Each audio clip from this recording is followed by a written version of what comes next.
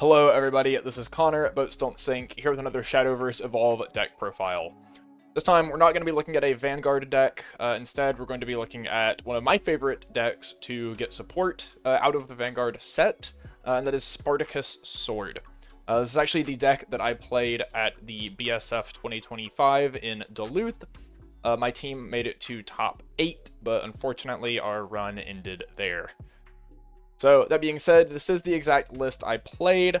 There is one card I would have changed had I had the cards on me the night before the event. I'll point that out, but otherwise, I think this list is mostly about as optimized as it can get until next set, with the exception of like one specific card if your meta like really has a lot of Amulet Haven players that don't like you. But otherwise, I think this list is actually where I would definitely start with it. If you do find some stuff you don't like or some stuff you want to change around, feel free. But this deck list is surprisingly tight, and you really have to play toward your win condition. So the first thing you're going to notice is that this deck does not look like a normal deck at all.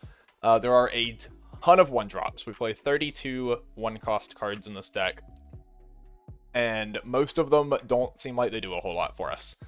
And that's because our win condition is not like a normal deck. We're not trying to deal 20 damage to our opponent. Instead, we're trying to draw 40 cards. Really, it comes down to like drawing 30 cards, but yeah. It's Spartacus is our alternate win condition. We win the game if we deck out, basically.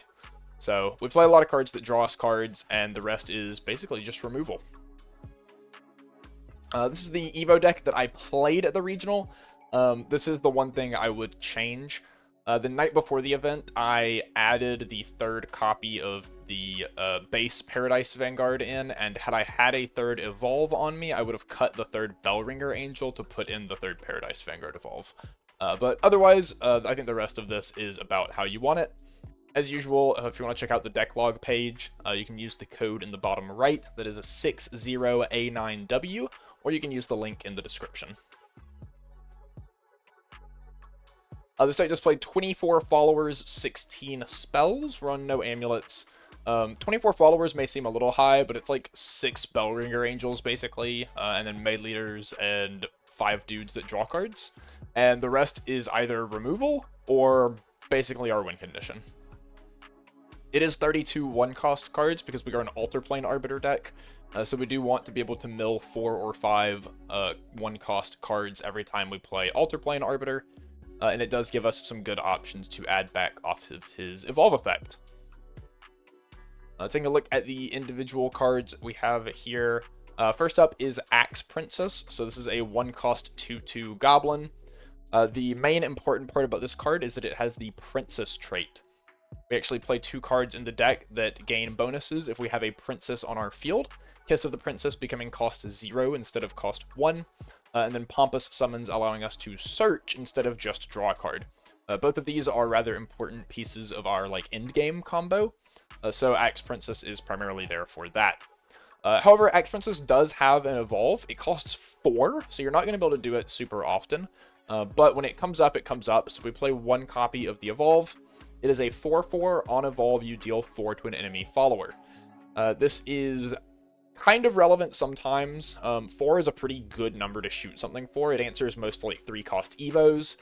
So if you're in a pinch and you just have an Axe Princess and that's kind of your only way to answer something that might beat you down otherwise, you have the option to evolve, shoot something for 4, and maybe even swing at something else for 4 to sort of trade positively into your opponent's board. Usually you're not going to want to be spending that many play points on things like that, and I'll talk about the play point math a little more near the end of this, but the option is there if you need it. Next up is Barkgall. This is a new Royal Paladin Vanguard card. This is a 1-cost 0/1 ward with last words draw a card, so this is essentially just a 0/1 Bellringer Angel.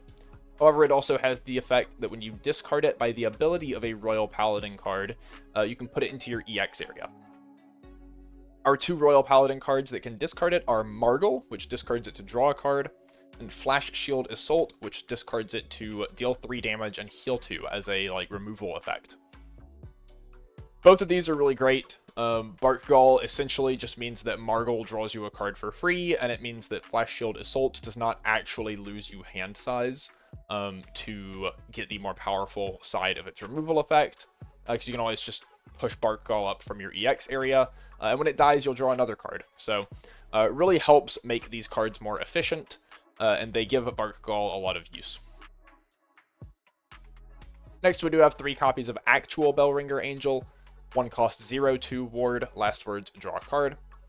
This one evolves for 2 play points into still a 0/2 that deals 2 damage on Evo. This is one of our best openers, especially going first. You can play Bellringer on 1, and then if your opponent tries to play any kind of follower, you can just evolve it. It can answer goblins. It can answer a lot of 2-cost 3/2s that are running around right now.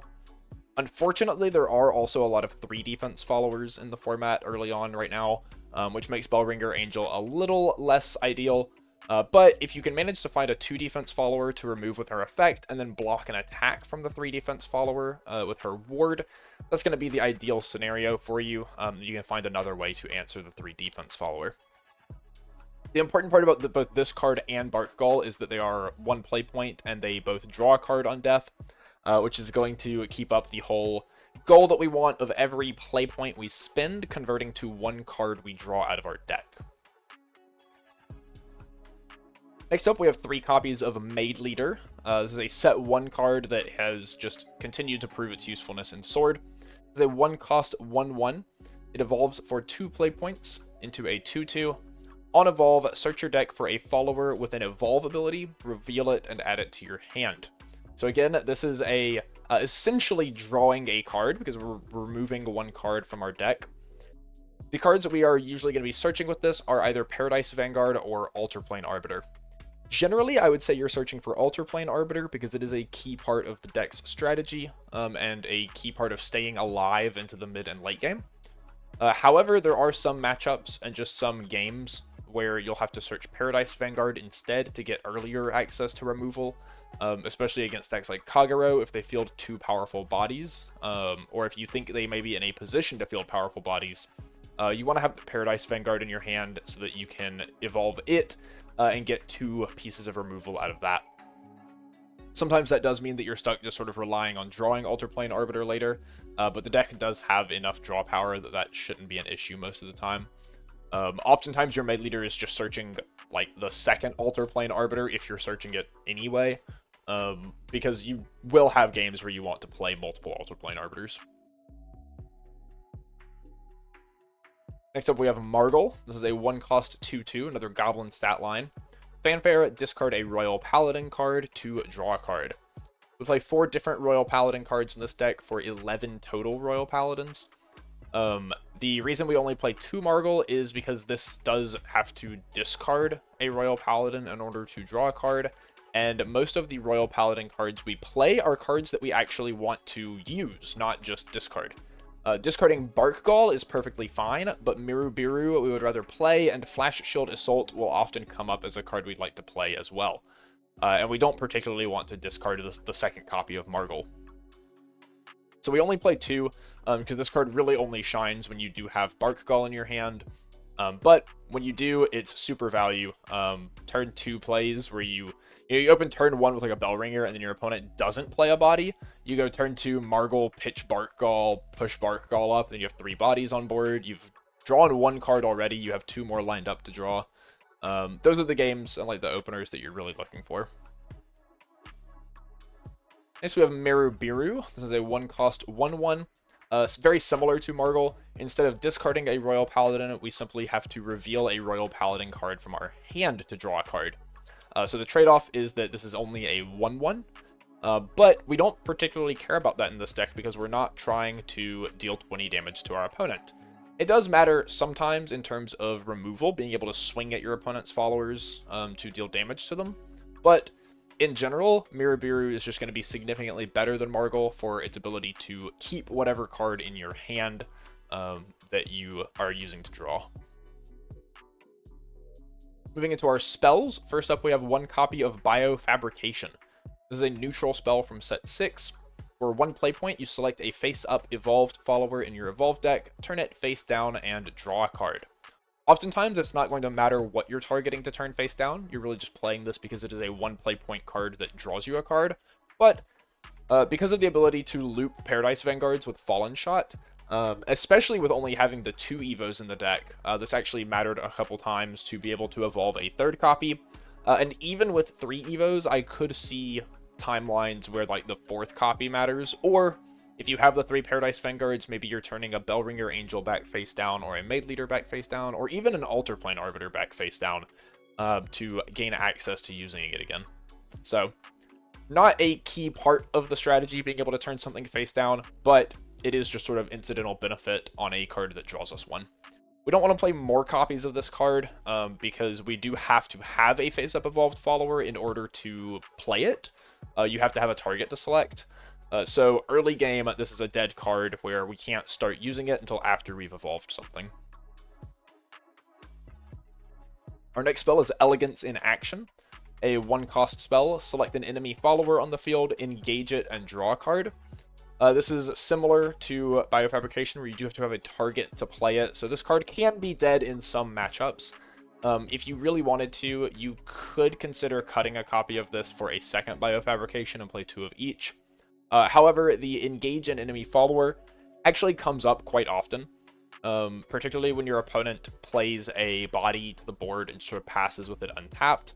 Engaging it allows you to swing with whatever like Mirubiru or Margle or Axe Princess or even Paradise Vanguard that you have sitting on board to start chipping damage into it and potentially removing their follower earlier than that your opponent anticipated. It's especially powerful with things like Altar Plane Arbiter later in the game, where you're evolving it, and you can play Elegance in Action in the same turn that you can swing with your like Rush evolved follower. Even like a Maid Leader early game where you turn 3 going second or something, evolve a Maid Leader, search, tap their X2, and then swing at it. Could be really good against like a Burning Horn Dragon or something like that. The other line of text on Elegance in Action is that when it is discarded, you can engage an enemy follower. That matters in like some decks. If you're playing, say, Tycoon, where you draw 3, discard 3, it allows you to do things where you can engage enemy followers that way. However, we don't play any ways to discard outside of Spartacus and like hand size at end of turn. So no, that's never really going to come up here. I guess it could like for some reason come up with say like against Abyss. If they make you discard on their turn, you could tap something down so it can't swing at you, but that's very like narrow situation. Our next spell is, instead of a draw spell, a removal spell, Fallen Shot. For 1 play point, select an angel follower in your cemetery and an enemy follower on the field. Put them both into their owner's EX areas. You do have to have both targets for this, so your opponent has to have a follower and you have to have an angel in your cemetery. The angels we play are Bellringer Angel and Paradise Vanguard. This card is insanely powerful. I've seen lists playing fewer than 3 copies of this card, and I really think 3 is where you should be. Not necessarily because you'll use 3 in every game, but because the games where you need to see it, this card is so overwhelmingly powerful. You know, your opponent goes turn 5, pay 5 play points for a Faust, and then you look at it and go, okay, cool. Like, you're like, right, Faust, Mirror, summon back like a Caradwin or something. And you go, okay, cool, I will Fallen Shot for 1 play point, put your Faust in your EX area, get back Paradise Vanguard, evolve it, banish your Caradwin. And for essentially 1 play point, you've answered like their entire big board.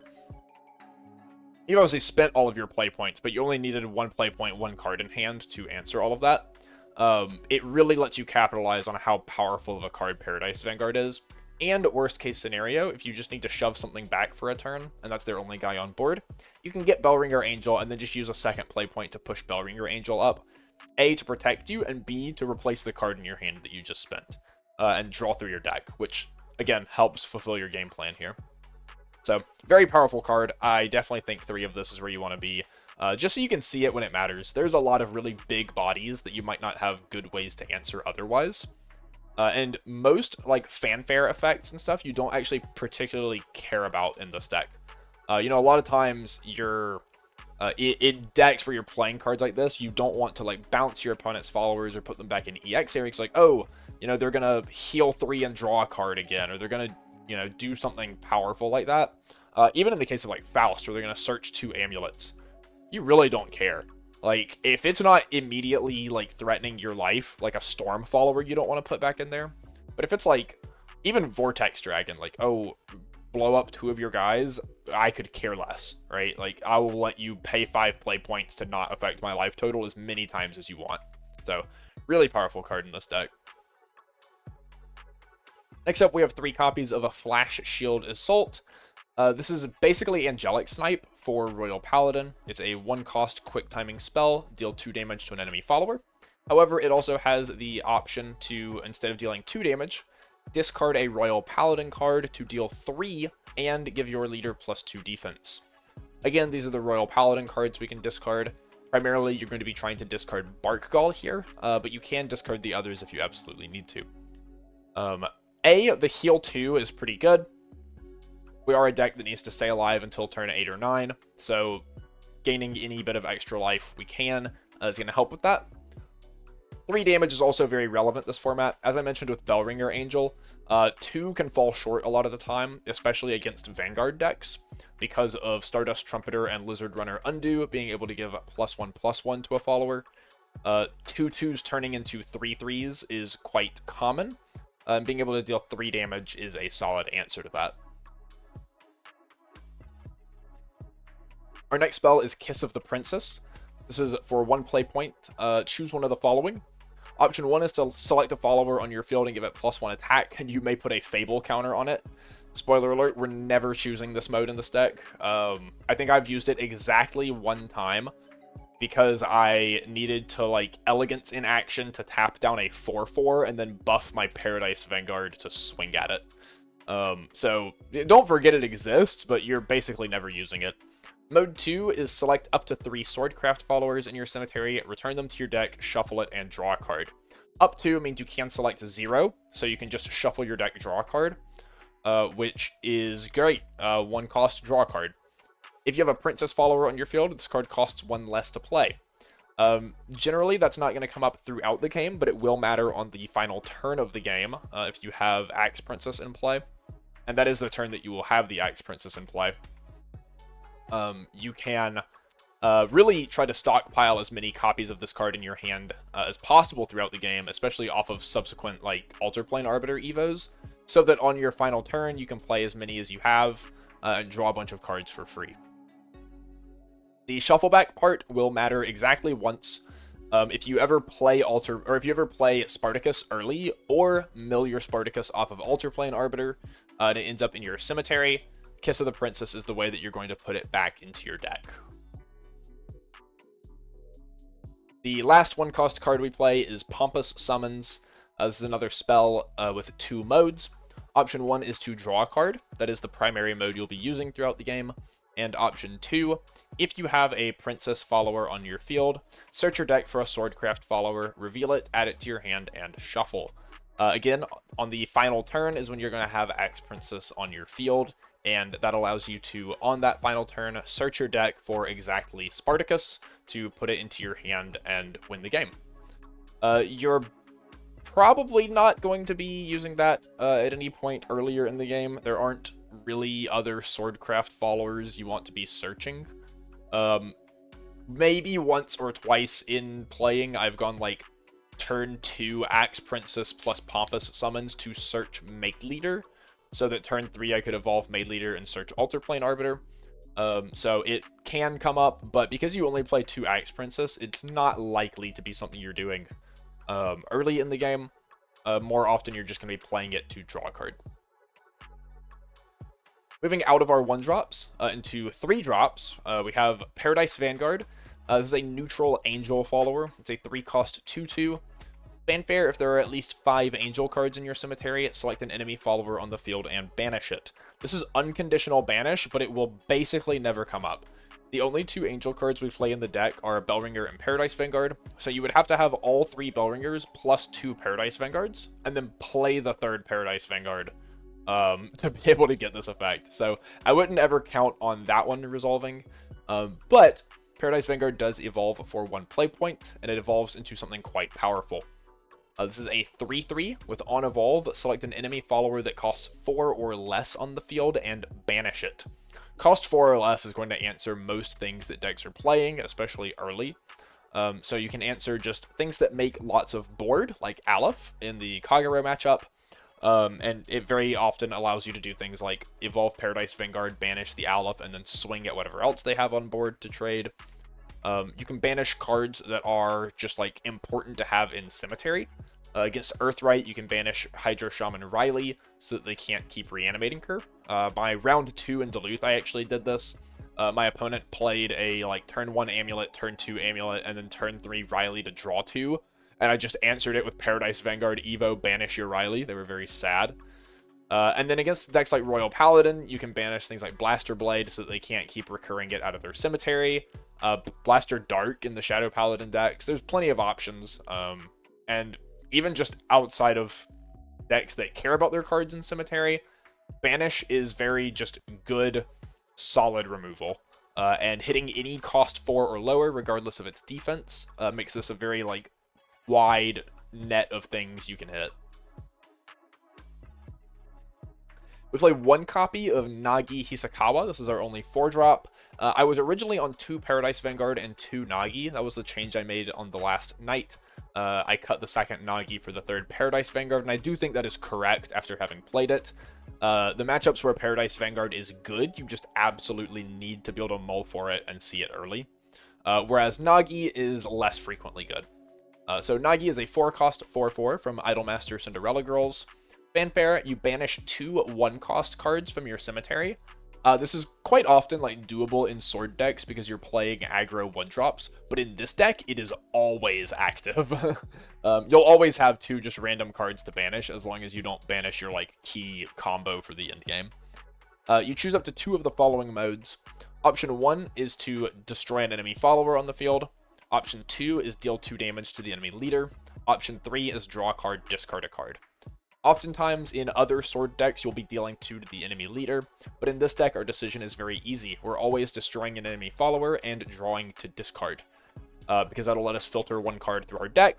Even though it's costing us 4 play points, we're also getting an unconditional destroy an enemy follower. This can be very good against just very tall threats, things like Dragonic Overlord the End, Vortex Dragon, even like Faust, or I'm trying to think of what other like random big cards your opponent could stick. Against like Spell Forest, you would never want a Yggdrasil to stick, so like you have to destroy that. It's things like Alexiel you can blow up. Just like random things that you just can't let live on board. Phantom Blaster Overlord is a huge one because that turns into a 12/12 if it lives. So yeah, just a lot of easy destruction there.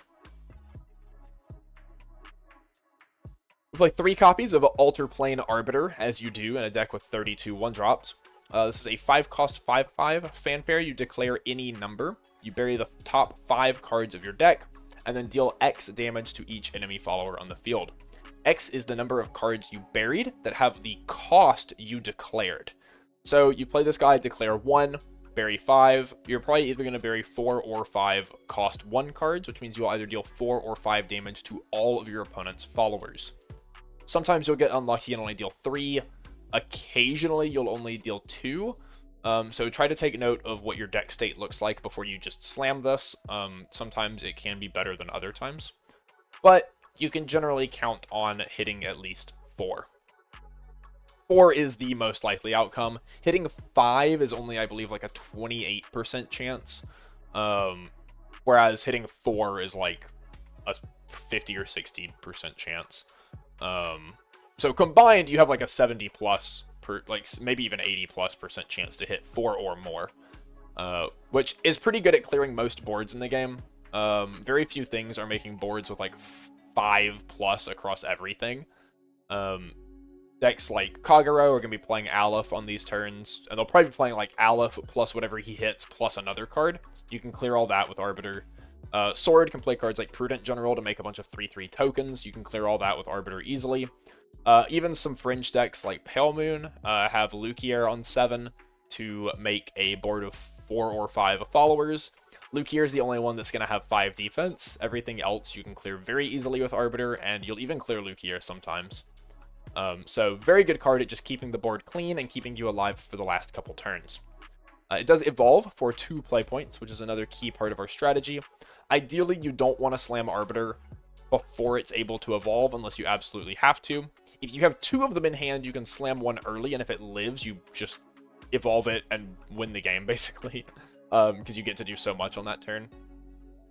But otherwise, you want to hold it until you can evolve it, because it will be refilling your hand to set up the Spartacus turn, and also tutoring the cards you need to set up the Spartacus turn. So the evolve turns it into a 6/6. You select 3 cards with different names in your cemetery. If they each cost the same number of play points, add them to your hand. Generally, the 3-card combo you're going to be adding to your hand is Axe Princess, Kiss of the Princess, and Pompous Summons. This allows you to set up, you can do this on turn 7, which then allows you to go into turn 8, playing Axe Princess, which turns your Kiss of the Princess into a cost 0 way to shuffle Spartacus back into your deck, and then you play Pompous Summons to search the Spartacus, play it, spend all the rest of your play points cantripping, and then discard your hand to win the game. So this 3-card combo sets you up with a guaranteed Spartacus, which will usually win the game on the turn after you've set it up. There are scenarios where, you're not immediately going for the win on the next turn. You might still need to draw 4 or 5 more cards to get there. In those cases, you may grab other cards. I would generally recommend always grabbing Kiss of the Princess so you can have as many as in your hand as possible for the final turn. But you may otherwise be grabbing things like Isolt or Barkgall, or even Fallen Shot to have good removal to stay alive for one more turn. And the last card we play, of course, is our win condition, Spartacus. This is a 5-cost 4/6 ward. At the start of your end phase, discard any number of cards and draw that many cards plus 1. Then, if there's 1 card or less in your deck, you win the game. So this is why we're just spending as many play points as possible throughout the game drawing cards or using Ultraplane Arbiter to mill our deck, so that once we play Spartacus, generally it's going to be on turn 8 going second or turn 9 going first. If you get to hard play it on 5 or 6 and draw a bunch of cards for free and your opponent can't answer it, you can win much earlier, as early as 6 or 7. But generally, you're shooting for turn 8. In matchups where you have to focus a little more of your resources on staying alive and removing your opponent's board, it may take you until turn 9. But this will win the game. You don't care about your opponent's life total. You don't care about your life total. You don't really care about anything other than drawing cards. It makes this a very hard deck for your opponent to play against, and also a very fun deck and rewarding deck to play. Looking at everything as a whole, the pros of the deck, as I mentioned, it has an uninteractive win condition. Your opponent basically cannot stop this unless they are playing Ancient Protector in the Haven deck, which is a card that says you cannot lose the game, your opponents cannot win the game. If you hit 0 life, sack the amulet, set your life back to 1. There are cards, you can play like Valse or Execution if you're really worried about that, but those cards are very hard to get into your hand. Execution you basically can't unless you hard draw it.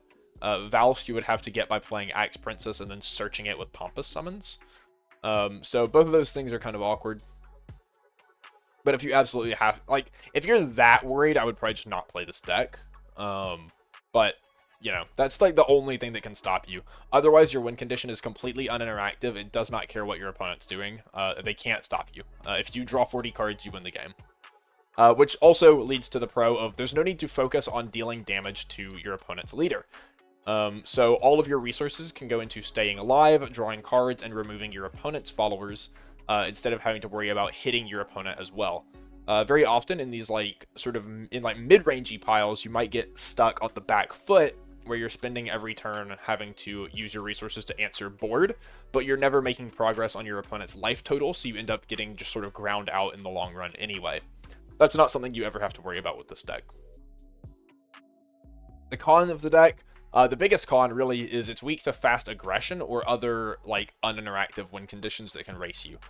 The fast aggression issue is mainly going to come up against decks like Royal Paladin, or even just pure Sword, where you have to hard mull for removal hands. You want to hard mull for Bellringer Angel, Isolt, Paradise Vanguard. Even Maid Leader is a good enough keep because she can get you a Paradise Vanguard. And you have to start just removing your opponent's threats. Forget about drawing cards. You can do that after you grind your opponent out of resources. Eventually, banishing enough of their threats and like 2-for-1ing them will put you in a scenario where you can spend a couple turns, especially with Altar Plane Arbiter milling you 5, getting through your deck afterwards, and you'll probably win on turn 9 instead of 8. But it does force you to take those mulligans, and if you don't find the removal, you lose. My top 8 game, I died basically on turn 5 because I was playing against Royal Paladin. I mulled for removal. I just didn't find it, so my opponent ran me over. I was stuck with just like a bunch of Altar Plane Arbiters, and I took too much damage before I could ever play them, so I died to Storm. The other thing you're weak to is uninteractive win conditions that can race you. The biggest offender here is Kuon. Kuon is one of your primary bad matchups, and one of the only matchups I would consider like actively bad instead of closer to 50-50, because you have to draw 40 cards. They essentially only have to draw 15. They really have to discard 15, but that's about equivalent to drawing 15 for them. Or really it's drawing or playing 15, so it goes even quicker a lot of the time.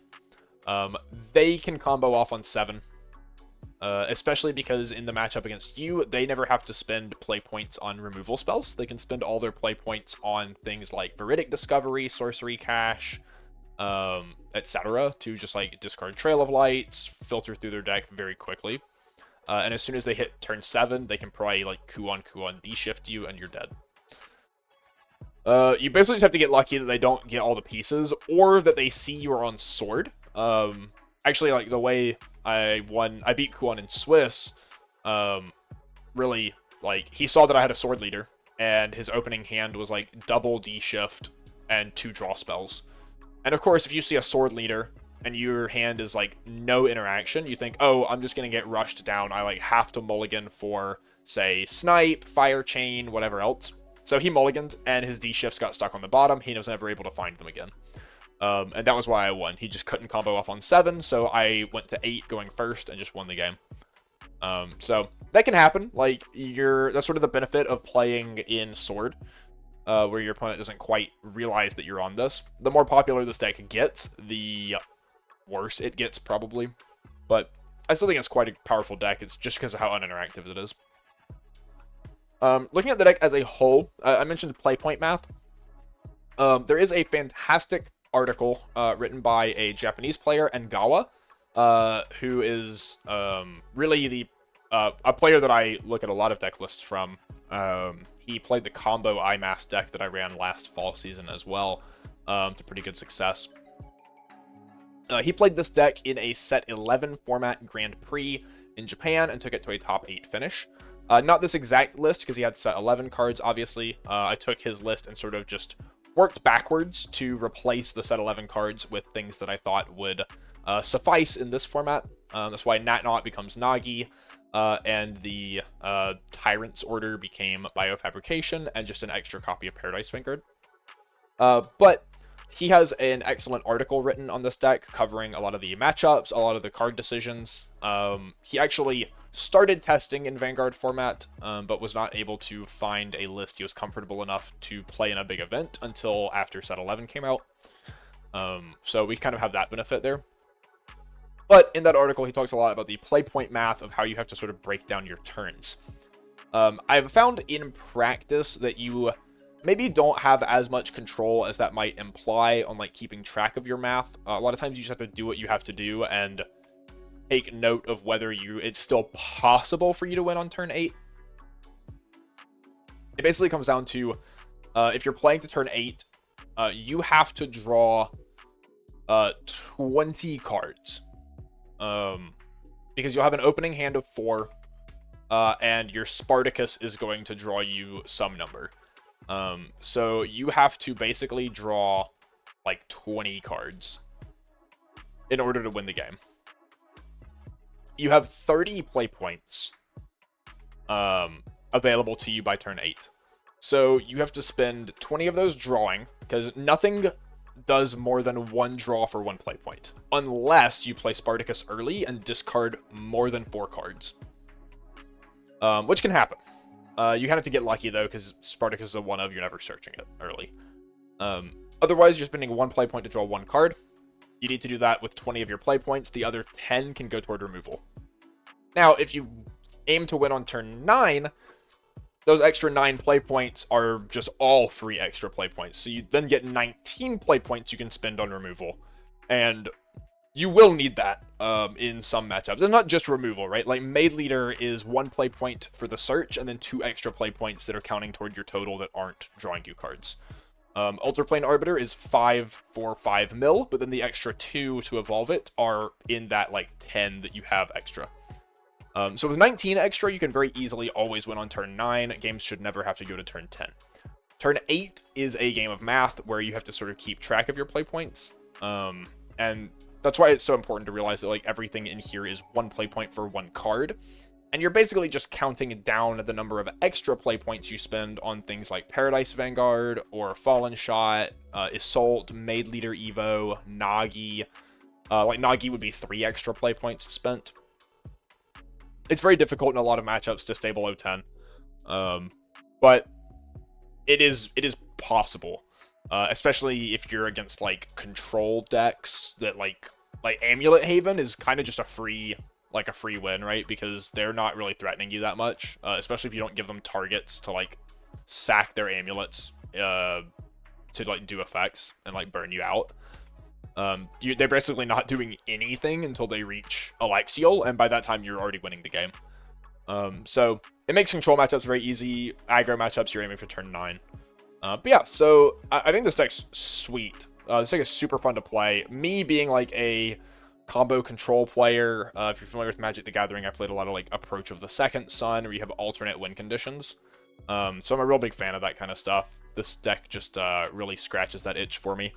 And I think this deck's good. Like, it looks like a meme, right? You look at, oh, he has, like, alternate deck out win condition. He's playing 32 1-drops. And you actually play it, and it's like, yeah, turns out this deck's actually, like, real. It's good.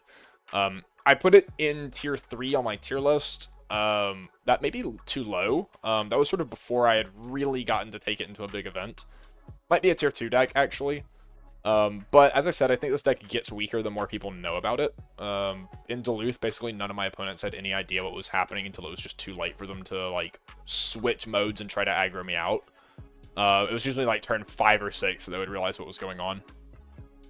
Sometimes it wasn't until I played Spartacus that they realized what was going on. So, yeah, fun deck. Definitely a cool, like, just locals deck to have built. It's, like, mostly commons, so fun deck for that.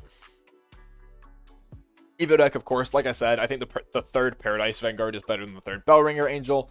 I just didn't have that on me for Duluth, unfortunately. It never came up. I never, like, lost a game because of it, but I do think it's optimal to have that third Paradise Vanguard.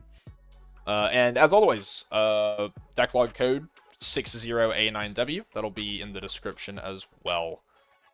Thank you for watching. I kind of rambled a little bit at the end on this one, but this deck is really cool. This is a deck I've been looking forward to playing ever since the GP where Ngawa took it to top 8.